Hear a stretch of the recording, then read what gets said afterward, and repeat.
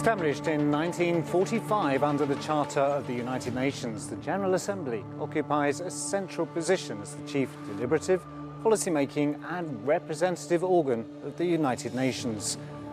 Comprised of all 193 members of the United Nations, it provides a unique forum for multilateral discussion of the full spectrum of international issues covered by the Charter, and plays a significant role in the process of standard setting and the codification of international law.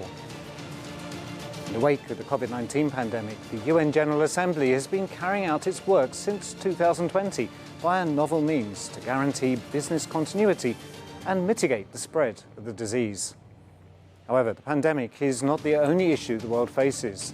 Racism, intolerance, inequality, climate change, poverty, hunger, armed conflicts and other ills remain global challenges. These challenges call for global action, and the General Assembly is a critical opportunity for all to come together and chart a course for the future as world leaders seek solutions to some of the most serious threats facing humanity, from the coronavirus pandemic to the climate crisis.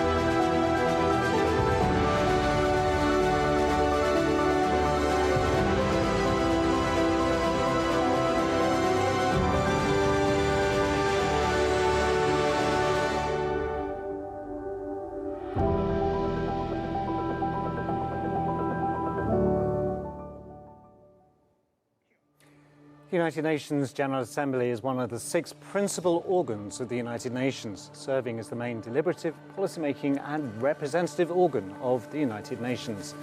Our following infographic has more facts.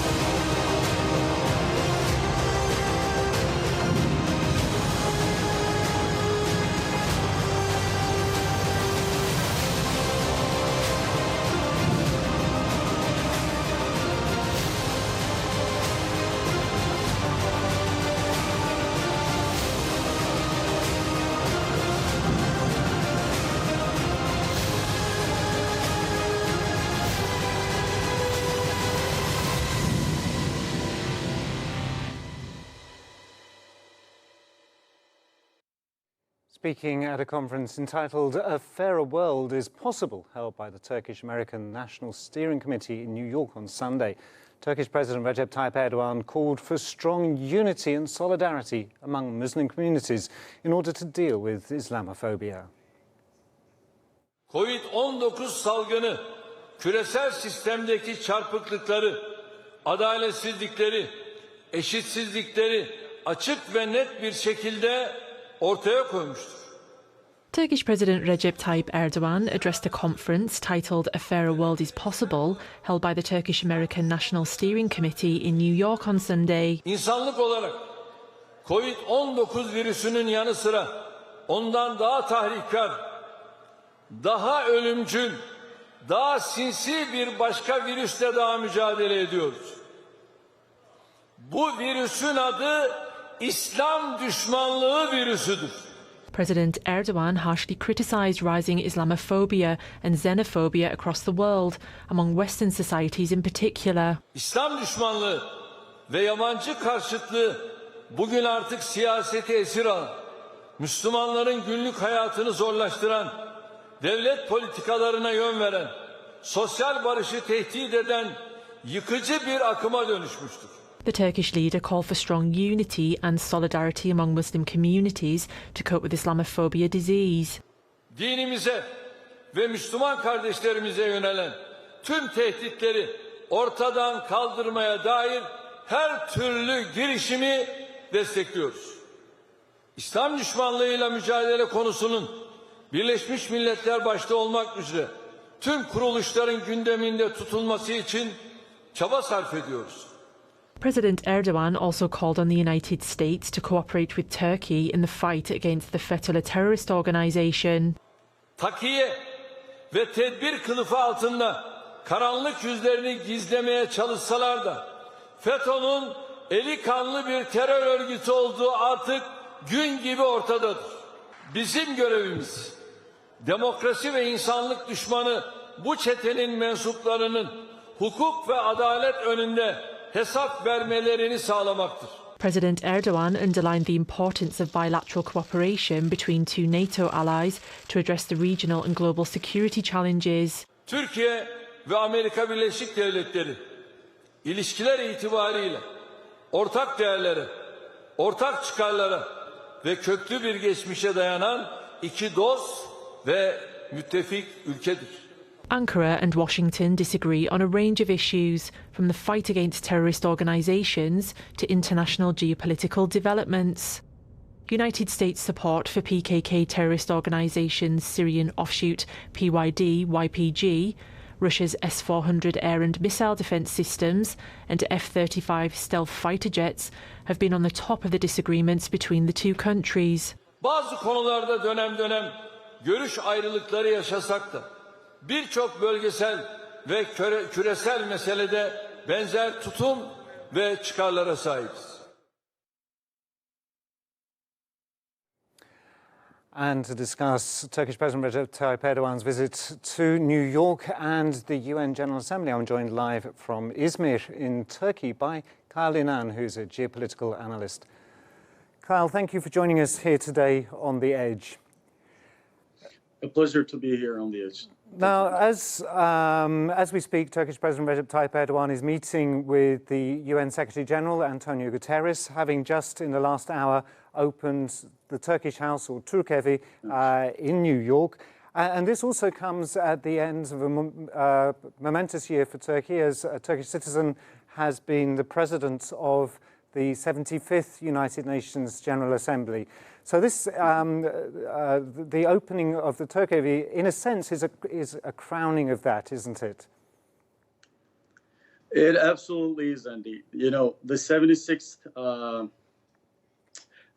General Assembly at the United Nations is actually marking a very important event, because there has been some issues that have not been addressed efficiently on multiple levels.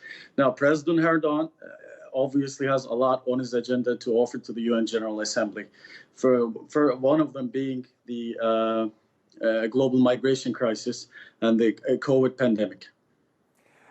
For the curious-minded, would it be possible to speak on the specifics of the new Turkish House? The new Turkish House is a 36-story building, tulip-shaped building that is a little higher than the UN headquarters. So we can definitely say that it is structurally overshadowing the UN headquarters. The building itself harbors conference rooms, gyms, prayer rooms, and many other consular affairs offices. So in a way, it's a very productive building. In addition to this building being at the center of Manhattan and adding a great addition to the new skyline of New York. So this new building, as you say, is taking a centre stage, if you like, in New York. This is a replacement for a previous building. What role does the Turkish House, or Türkevi, what role does will it play into the future? And as a symbol of the Turkish connection with the United States and with the world, how important is it as a meeting point? Absolutely. I believe the new Turkish house is a direct representation of the Turkish culture and Turkish multilateralism and Turkish dialogue. And again, for the curious-minded, it represents the Seljuk dynasty. Seljuk was an empire in the Turkish history. And you would see architectural motifs of all the previous historical dynasties in that building. So it's very ornately designed to represent Turkish culture and Turkish diversity on top of everything. So obviously a great shop front for Turkey. What was impressive at this opening ceremony wasn't just that the Turkish delegation led by the Turkish president opened the building, but also speaking at the ceremony was Antonio Guterres, the Secretary General of the United Nations. What does this tell us about the relationship with the Turkish president and the UN? Secretary General. Yeah. I believe when it comes to the issue of a fairer world is possible, I believe the UN Secretary General and President Erdoğan are definitely on the same page. I think the motto, a fairer world is possible, actually offers a lot of incentive for other individual member states to follow in this kind of a motto. So the 76th General Assembly meeting, reconvening tomorrow, is actually going to mark, everybody's hoping that it will mark a new chapter in the UN, revitalizing the UN, United Nations, and its charters.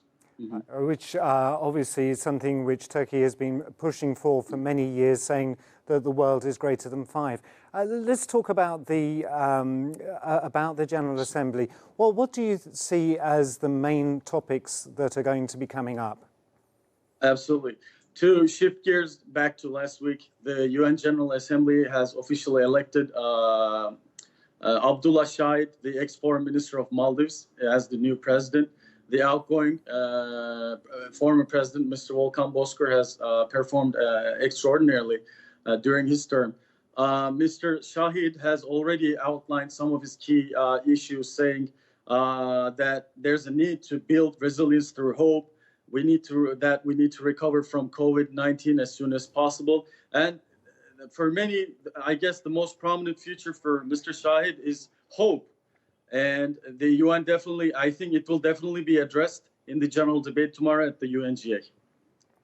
And so on top of that, there are many other issues. What do you think will be coming? Will be pressing the agenda? Will it be absolutely? I think. Well, on the side of many global issues, I think the global irregular migration crisis is probably the most prominent one. It's the most pressing issue, and Turkey, amongst all, is the most burdened country in having to take care of the refugee problem. And as President Erdoğan and Foreign Minister Çavuşoğlu has stated on many occasions that Turkey is unable to accept any more refugees with the current status. I think there's around 4 million Syrians and maybe 100,000, maybe 300,000 Afghan people living in Turkey alone. So Turkey is doing much to help these people. Turkey, in the past, had an open door policy to take care of these people, but Turkey is actually unable to sustain this any longer. On the side of the European Union, if we were to just look at what's been done, the Western Hemisphere is just as concerned with the ongoing irregular migration crisis, but there has not been a unanimous approach, so to say, which was also was stated clearly by the Turkish side. So, and this, in fact, was one of the main points, in fact, the point that Antonio Guterres made at the opening of the Turkevi, reiterating and thanking Turkey for its contribution to supporting migrants. And this is a critical issue. It's not just about whether or not countries want to welcome and support these people who are having to migrate, but also it's an economic issue for the world, isn't it? Absolutely. I mean, we can't measure everything in terms of the dollar value, but economic downfall is at the forefront of all the migration crises. Now, if you would look at the Afghanistan crisis and with the withdrawal of U.S., I think that triggered a heavy influx of refugees from the eastern part of Central Asia to the westernmost side of Europe. And Turkey is being used as a bridge in trying to tackle these issues. But again, previously stated, Turkey needs to hear a permanent solution from the European Union and its counterparts on how to deal with the current migration issue. Now, we saw last week there was a fundraising effort by the United Nations to raise money for the humanitarian crisis that's pushing into Afghanistan, has already pushed into Afghanistan. Will the UNGA take a step further and discuss in real terms what needs to be done to help the Afghan people get back on their feet? And how do you think this might be helped or hindered by the presence of the Taliban in that equation? We could definitely say that Taliban's overtaking of the Afghan capital is definitely playing into this entire agenda. We are sincerely hoping that the UN members, or in fact the UN Security Council, has come to a strong conclusion, or in fact issue a resolution on how to solve the Afghan crisis. Because the more days pass by, the more billions of dollars this issue is costing to the global economy. Now, one of the other issues that's going to be heading the agenda, which will be followed up in December this year in Glasgow at the COP24 summit, is of course climate change, and this is an issue that's driving the elections in Canada and Germany at this moment. What is on the table for the UNGA about climate change? I believe the incoming president Mr. Said is absolutely aware of the ongoing issue with the climate change. And if you look at the world temperatures now, from western side to the eastern side, there is rising temperatures, and with the fires all around the world, I think this issue has become top 3 in world leaders' agenda, and I'm pretty sure it will be addressed in Glasgow, and it will be addressed in many occasions as well. Will there be a push to look away from fossil fuels and to look towards renewables? There is definitely the UN. I believe it was the Millennium Challenge that by the eradication of fossil fuel, or no longer using fossil fuels for cars or anywhere up until 2050. But I think that goal is too early to be realized, but there's definitely a chance that it will be addressed. We will see. President Biden will also be traveling to New York tomorrow, so I'm definitely sure he will be addressing the climate issue as well. And many parties are expecting to hear from whether fossil fuel is offering a future for humanity or not. As you mentioned, Joe Biden visiting New York tomorrow. Do we know, will he be meeting with the Turkish president? I believe there's a great chance especially when we look at the large large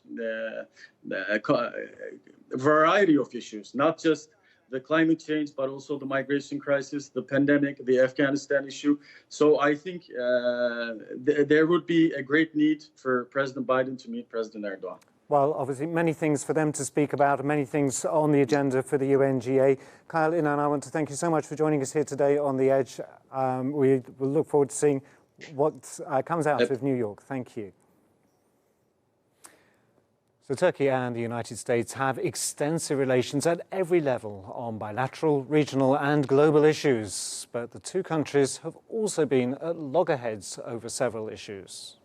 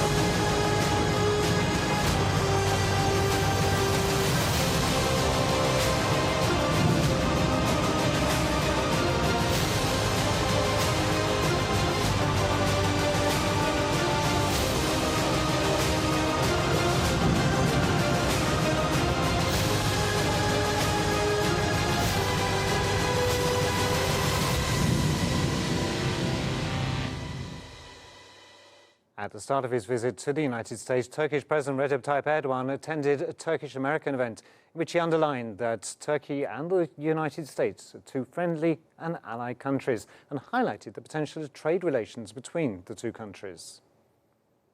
Türkiye ve Amerika Birleşik Devletleri ilişkiler itibariyle ortak değerlere, ortak çıkarlara ve köklü bir geçmişe dayanan iki dost ve müttefik ülkedir. Bazı konularda dönem dönem görüş ayrılıkları yaşasak da birçok bölgesel ve küresel meselede benzer tutum ve çıkarlara sahibiz.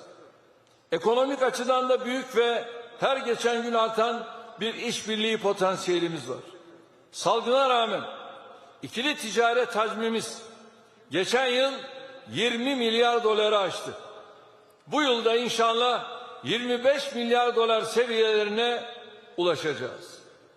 100 milyar dolar hedefine erişmek için de çalışmalarımızı hız kesmeden sürdürüyoruz.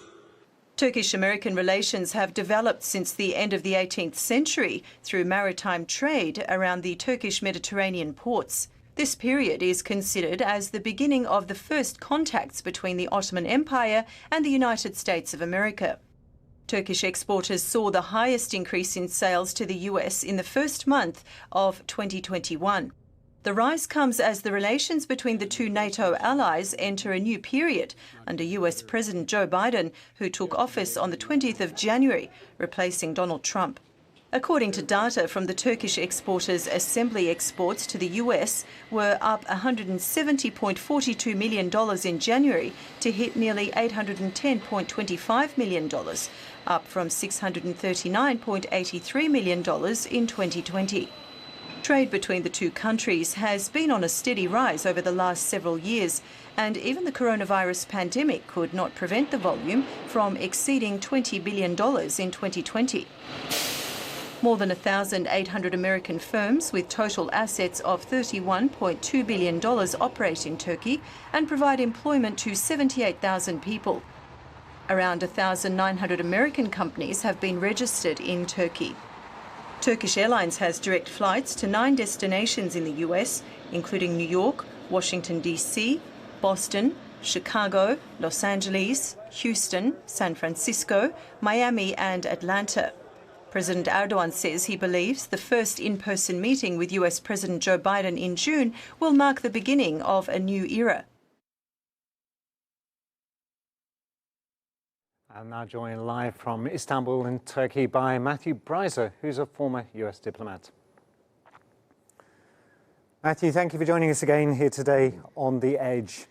And we've just been watching the news about the economic relations between the US and Turkey. Our main subject, of course, is the UN General Assembly. But what is the significance of or the opportunities presented by Turkish President Recep Tayyip Erdoğan's visit to the United States at this time?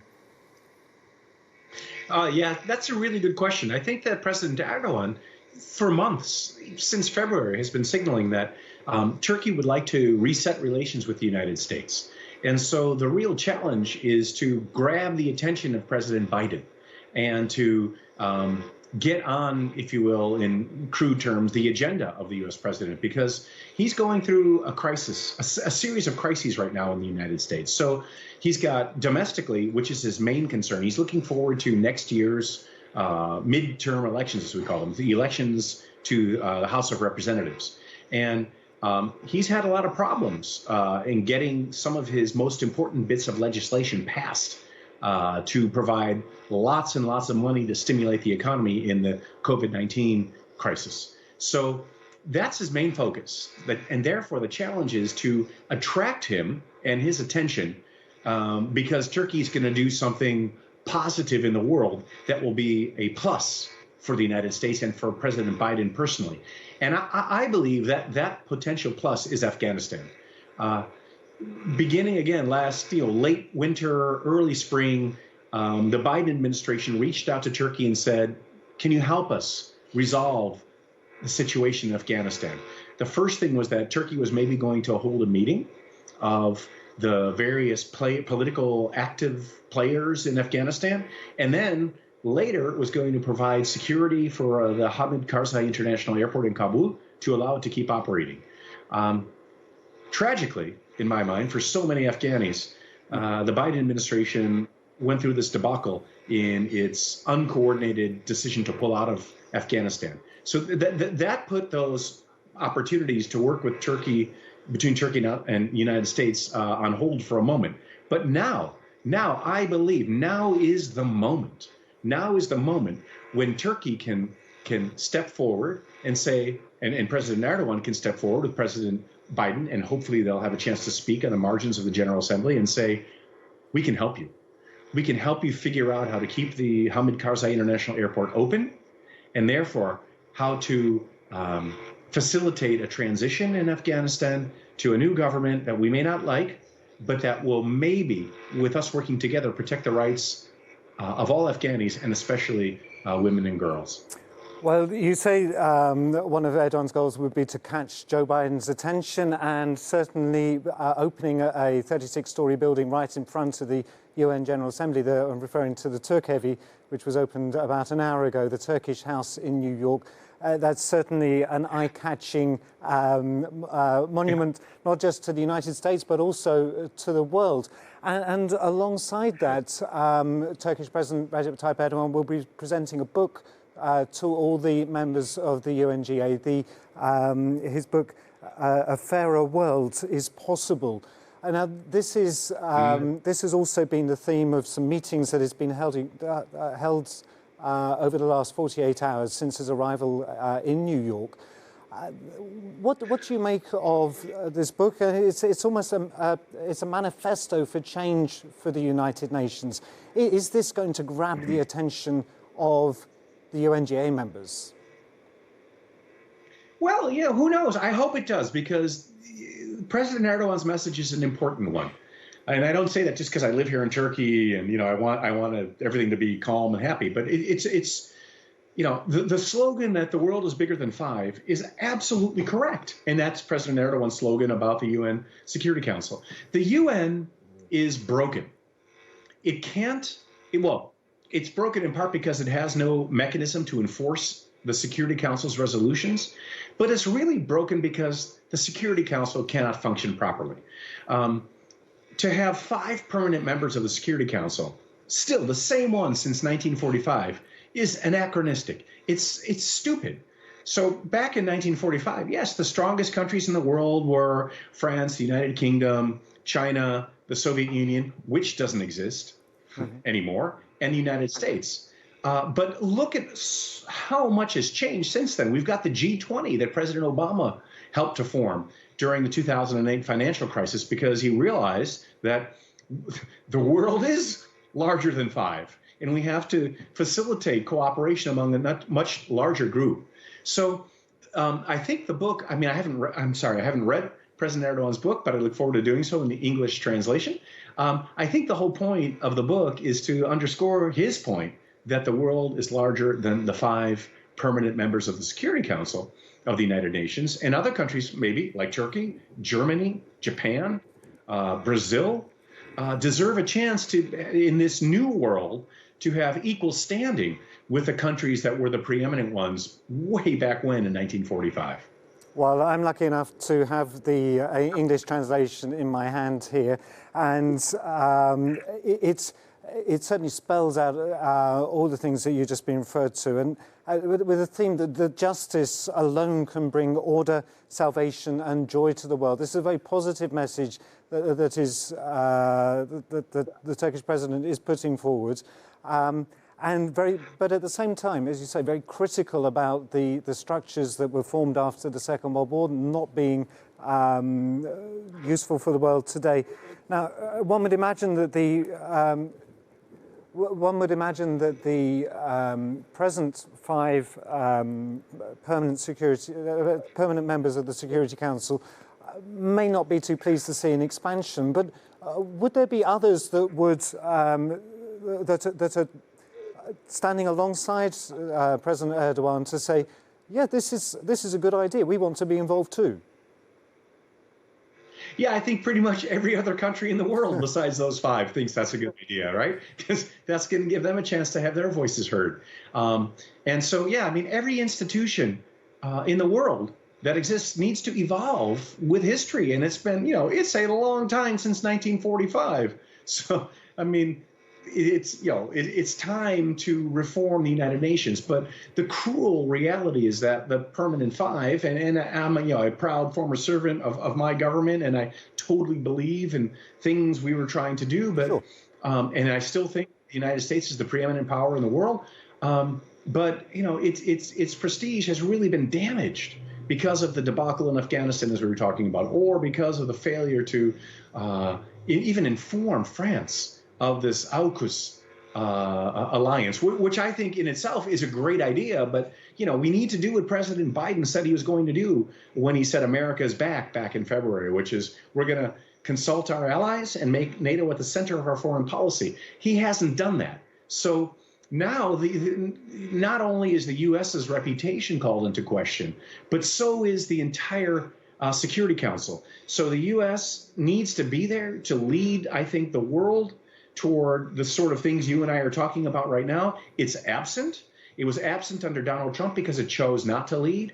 And it's absent now under Joe Biden. It's so painful for me to say because he has made these huge, colossal mistakes. And at the same time, in the Security Council, you've got China and Russia that have decided to undermine the global system built after World War II of a rules-based international set of relations. So we're in a very difficult and dangerous situation right now. I really hope the U.S. will step up and show leadership. And while I agree very much with the premise of President Erdogan's book that the world is larger than 5, I think if the U.S. isn't showing that global leadership, a world that is larger than 5 is not going to be a better world. So we really need President Biden to stand up, show strength, and lead.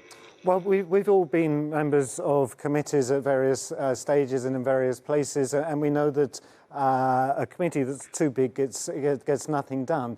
But on the other hand, when a small committee is encumbered by something like the veto power, as we've seen many very strong, very creative and potentially productive decisions that could have been made that have just been blown out of the water by one member vetoing them. This again is something that President Erdogan has come down very strongly against. Is there the chance that even if just the veto power could be removed, that this would be one step in the right direction? Yeah, I very much appreciate the gentleness with which you expressed that point, because I was talking about Russia. But the United States, and in the case of Israel, of course, has used the veto very often. So yes, I think that the veto has outlived its utility. I mean, even in the European Union, right, certain decisions can be made by a qualified majority, which means 2/3 rather than unanimity. And so because of the veto, the Security Council has become unworkable and broken. And so that's not what you asked, right? This is just my opinion. Sure. You asked whether or not it's going to change, and I fear it won't, because the permanent 5 members of the Security Council, they like having that veto.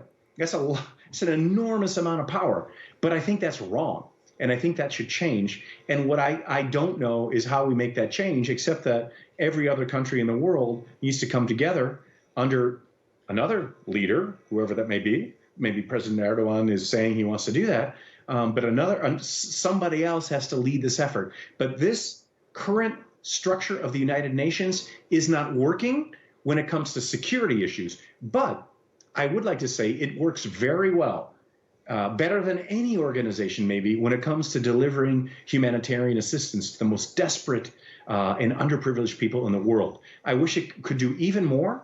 And I wish the World Health Organization could be less dysfunctional and do a better job in responding to COVID, which should be the #1 issue in human history to bring us all together.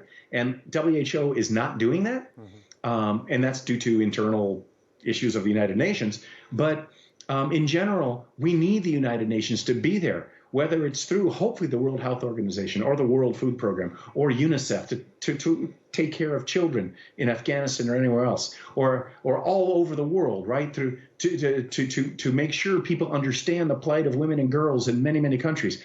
Only the UN is doing that globally, and that's really important. We need to preserve and strengthen that.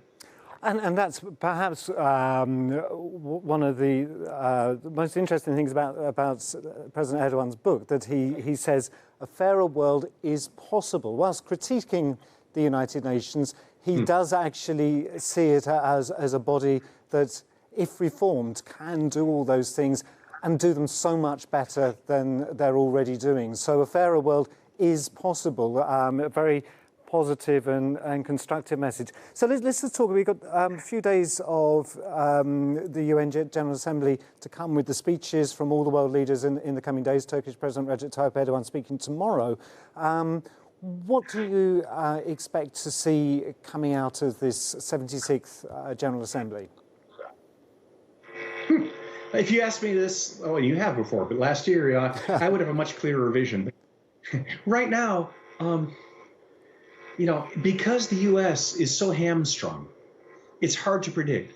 Again, as I mentioned before, this debacle in Afghanistan, it's devastating for the reputation of the United States to purport to be a global leader. And I deeply believe the United States needs to play that role, and was hoping that President Biden, whom I've worked with personally, that he would bring to bear his positive vision of the world. He's an optimist, and he believes in multilateralism, and especially within NATO, you know, where Turkey has the second largest military. But then he's stepped away from that by pulling out of Afghanistan without coordinating with our allies, and by this Australia, United States, UK agreement, which again in itself I think is a great idea. But you know, how you achieve something is often as important as what the thing is. So I'm really worried that the U.S. is not going to be able to be there now, or for some amount of time, to be able to drive all of these important discussions forward in a credible way. But having said that, there are huge issues on the agenda. And yeah, of course, you know, COVID-19 is crucial, right? So we can get beyond this moment of being held back and our economies you know, weakening, and so many people suffering. But the existential question is climate change. And I have to say that is something that President Biden is really trying to lead on his first day in office. He brought the United States back into the Paris Climate Accord. In his huge $3.5 trillion latest stimulus package for the U.S. economy, climate change spending is a big part of it. It may not make it, at least in that big of a size, through the U.S. Congress. I hope it does in the case of climate change. But as Secretary General of the United Nations Guterres has been saying for the last couple of weeks, this is the inflection point. He's been saying it's too late already, maybe, or now is the time. It'll be too late tomorrow if we don't get the full-scale commitments by all the members of the United Nations to begin seriously reducing their emissions. And the United States and the U.S. as European and Canadian and Japanese and South Korean and Australian and New Zealand allies, they have signed up to some very serious commitments. But what they have not done is allocate the $100 billion per year for developing countries to address climate change that they promised. They need to make good on that pledge. And now, these days in New York, that is when all of those developed countries need to make clear what they're going to do to live up to that $100 billion a year pledge, so that developing countries will meet the goals of the Paris Climate Accord. And my last comment is the UN, because that's what we're talking about, just issued a report a couple of days ago that said if the biggest emitters like China and India don't get on board, then even though all these other countries that I just mentioned are doing good things to reduce carbon emissions, this year, carbon emissions will increase by 16%. So we have to find a way to get beyond the political division and get China on board as well as India. Well, we know that for any major decisions to be made, this all takes time, but important discussions will certainly be held over the next few days about climate change, and later this year in Glasgow at the COP24 summit. Matthew, thank you for your analysis of the UNGA and the relations with Turkey and the United States. Let's hope this week's visit by the Turkish president brings great fruits for both countries and indeed the whole of the United Nations. Thank you so much for joining us today on The Edge. Thank you. Thank you, inshallah, as they say in Washington. Inshallah. And so our analysts have provided their insights on this year's UN General Assembly.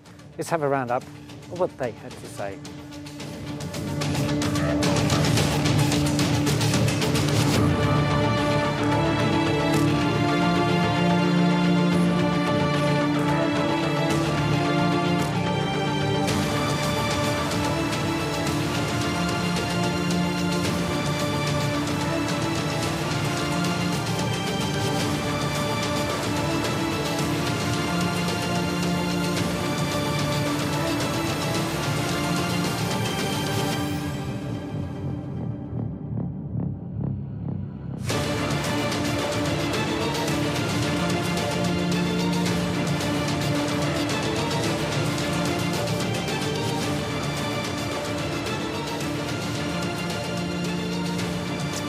And so that wraps up today's edition of The Edge. And as Turkish President Recep Tayyip Erdoğan says in his book, it's neither moral nor fair for just 5 nations to make decisions on issues that could influence the fate of the world.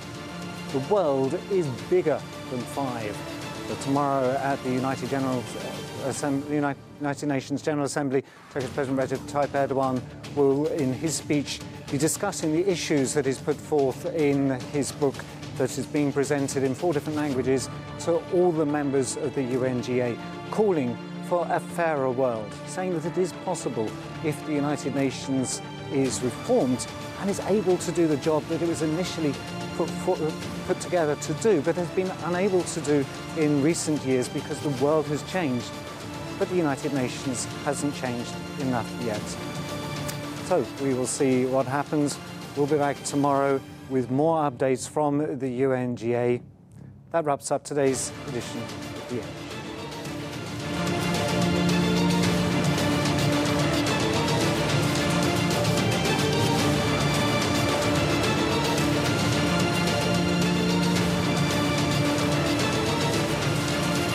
The world suffers from wars, conflicts, poverty, and instability, while a privileged group of people compel millions of others to live without basic human rights and freedoms. Dünyamızın her köşesinden mazlumların ahı eğer arşa yükseliyorsa ortada ciddi bir adalet sorunu var demektir. Yet one leader raises his voice against this corrupt order. Since his early days in politics, Turkish President Recep Tayyip Erdoğan, who regards justice as the basis of his cause, makes a call to the world. A fairer world is possible. Taking the most radical steps in Turkey's path to democratization and sharply criticizing the international order, with the saying, "The world is bigger than 5." The Turkish leader underlines that justice is a must for peace. Birleşmiş Milletler Güvenlik Konseyi'nde de Birleşmiş Milletler'de de adalet diye bir şey beklemeyin, aramayın. Yok böyle bir şey. The current system in the world preserves the oppressor, not the oppressed, he wrote, pointing out the hypocritical nature of international organizations and so-called human rights advocates. The president believes that the world needs an international mechanism with the capacity of reflecting a multicultural and multipolar structure for providing a fairer and sustainable global peace, and says pain has no color.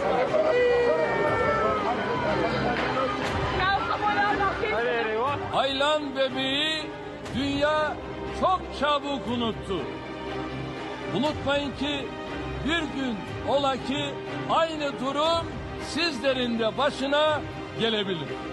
This book is a call to humanity for justice and compassion, reminding us that everybody needs to take on more responsibility.